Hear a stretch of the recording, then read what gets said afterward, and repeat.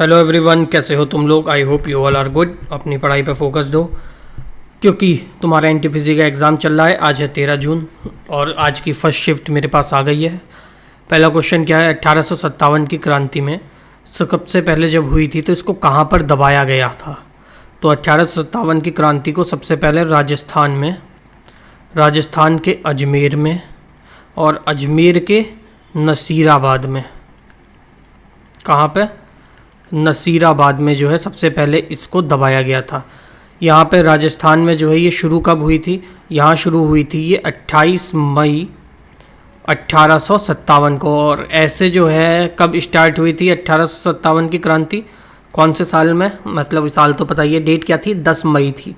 Date last CGL में पूछी गई थी। लो यहाँ भी है, कब बिगन हुई थी, 10 मई 1857 की क्रांति कब शुरू हुई थी, 10 मई 1857 को शुरू करी गई थी। कहाँ से करी गई थी, मेरठ की छावनी से। मेरठ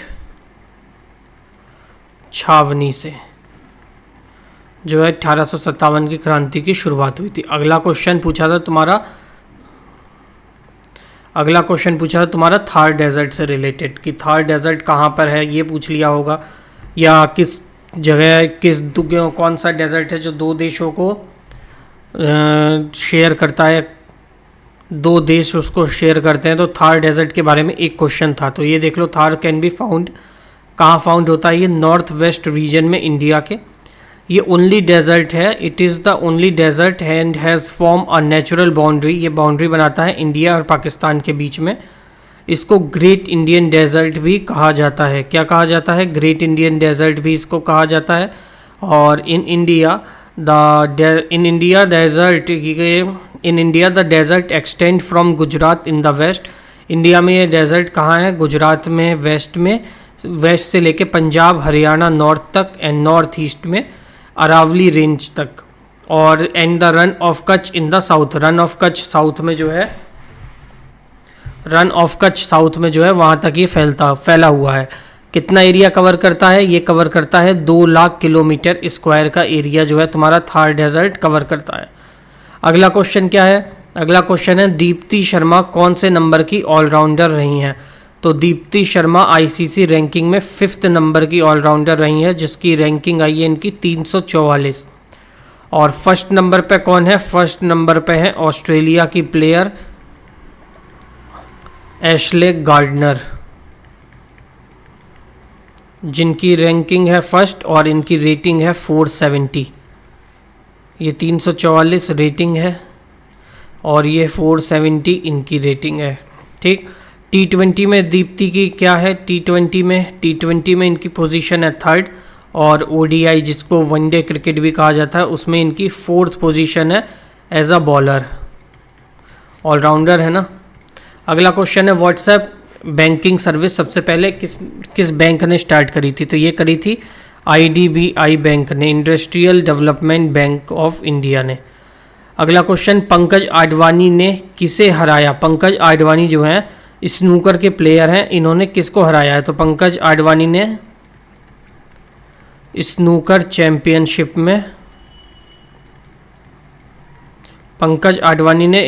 चैंपियनशिप के फाइनल में ईरान के प्लेयर को, फाइनल में ईरान का प्लेयर है जिसका नाम है आमिर को 4-1 से हराया है। और सेमीफाइनल में किसको हराया, सेमीफाइनल में इन्होंने हराया था हांगकांग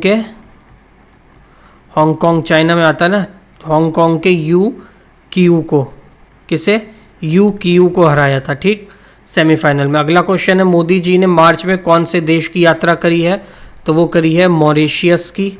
कहाँ की, मॉरिशियस देश की यात्रा करी है। अब तुमको बताना है कि मॉरिशियस देश में प्रेसिडेंट कौन है,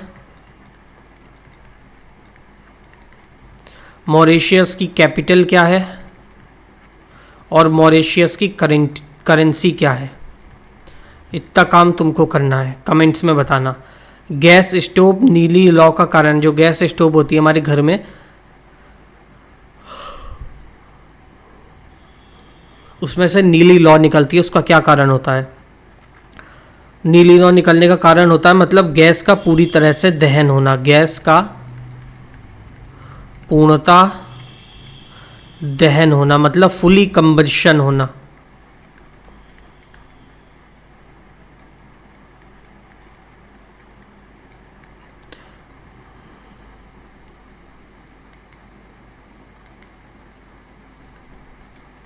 गैस का पूर्णतः दहन होना, गैस इसमें क्या होता है, गैस और जो है ऑक्सीजन में अच्छे से मिल जा रही है, इसका इंडिकेशन होता है कि वो गैस स्टोव नीली लॉ छोड़ रहा है।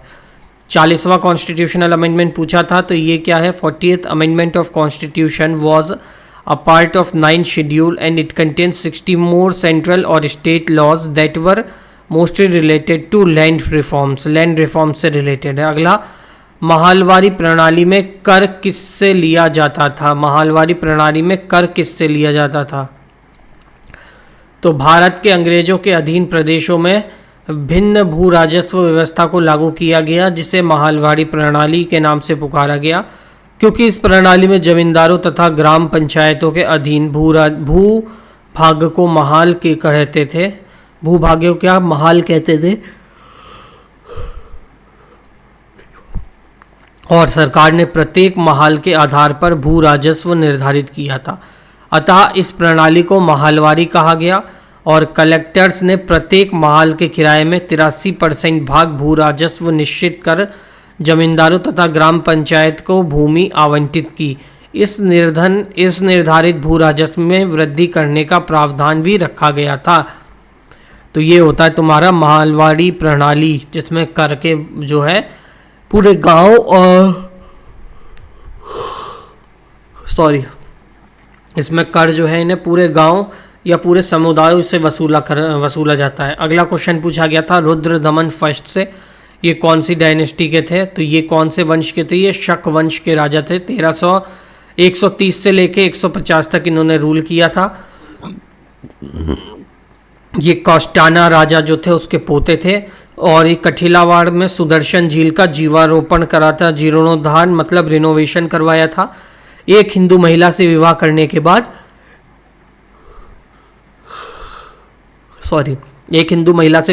के बाद हिंदू धर्म अपना लिया। इससे पहले विस्तृत पवित्र संस्कृत शिलालेख भी लिखा।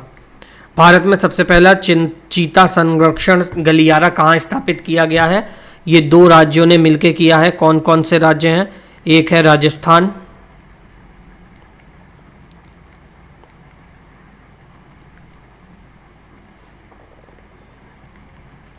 और दूसरा है मध्य प्रदेश। राजस्थान और मध्य प्रदेश ने मिलकर जो है स्थापित किया है।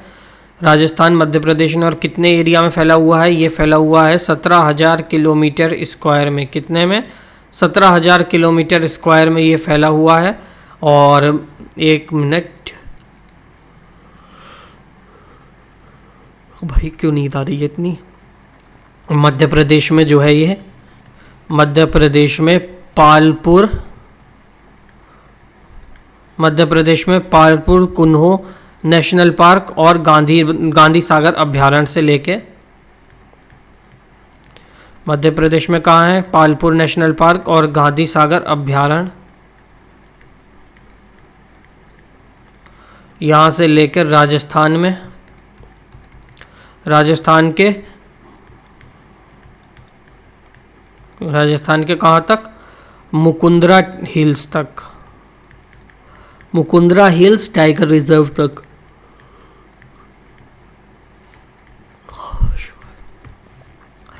अब आता है त्रिशूलपूरम उत्सव। तो त्रिशूलपूरम उत्सव क्या है? ये मलयालम कैलेंडर का महीने का अप्रैल मई में जो होता है, ये वो महोत्सव है।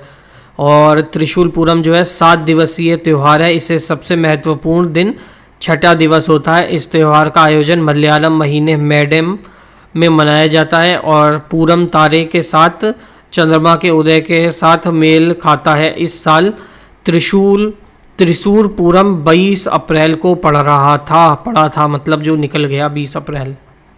ये हो गया तुम्हारे आज के क्वेश्चन। त्रिशूलपूरम कहाँ का है? ये केरल का महोत्सव है, केरला का।